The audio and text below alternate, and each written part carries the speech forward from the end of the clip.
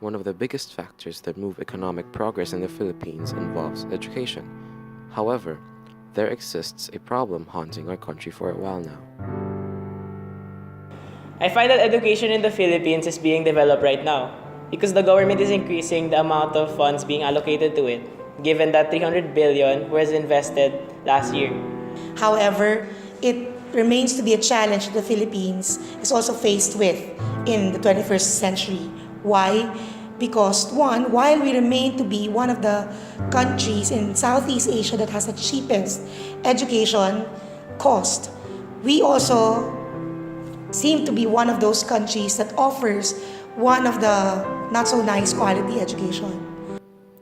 To better understand this, let us look at two studies done by different economists, one by Jose Garcia Montalvo for the 2004 Philippine Poverty Assessment, and one by German economist Ilhan Ostrich, titled The Role of Education in Economic Development, a Theoretical Perspective. In Ostrich's paper, it was indicated that there is also a positive feedback from improved education to greater income equality, which in turn is likely to favor higher rates of growth. The gap of high and low earning individuals lessen with higher education. In the study conducted by Montalvo, the Philippine education system may be summarized from an economic standpoint as A. High quantity in terms of average level of education in the population. B. Low quality of education and small contribution of the quality of education to productivity growth. C. High degree of mismatch and overqualification in the labor market. And D. The lack of equity in the access to higher education.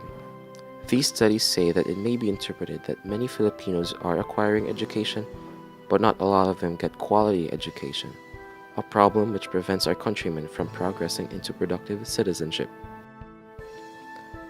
Education in itself is an investment in human capital. Never has the human race become so central on its human capital in history, and if this is used in the Philippine context, then we are not investing enough. However, all hope is not lost. There are solutions. Scholarships, a more affordable education.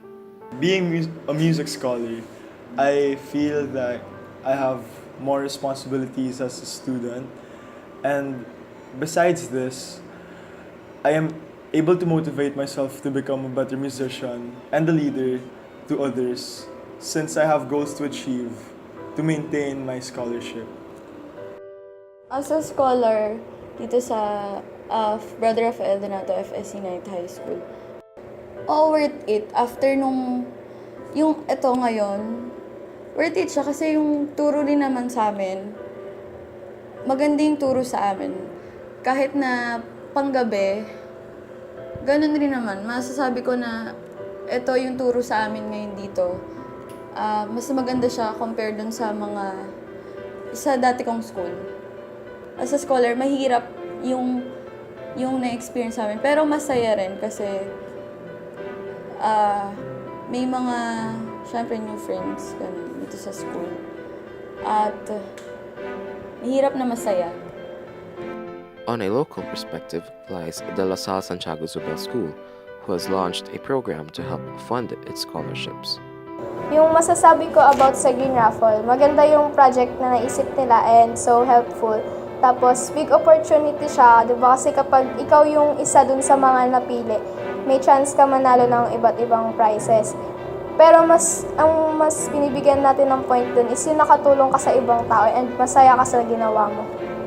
As a Lasallian way of answering the problem of education and scholarship in the Philippines, we in Salle Santiago Zobel created this thing called the Green Raffle. The Green Raffle is a fundraiser for the scholarship of both the day school and the night school so that we could be able to make Lasallian education available not only to the privileged but even to the underprivileged. The idea of the Green Raffle is simple. One pays for a ticket for a chance to win some prizes, and the money that is paid goes to a scholarship fund to provide money for scholarships within the school. It is a message. It is a message that education extends way beyond human capital. Getting the proper education is not necessarily about scholarships. It is about the development of the society. It tells us that to help invest in our human capital, it should involve cooperation. It should involve a genuine compassion for development. Only then will the quality of education in the Philippines become truly better.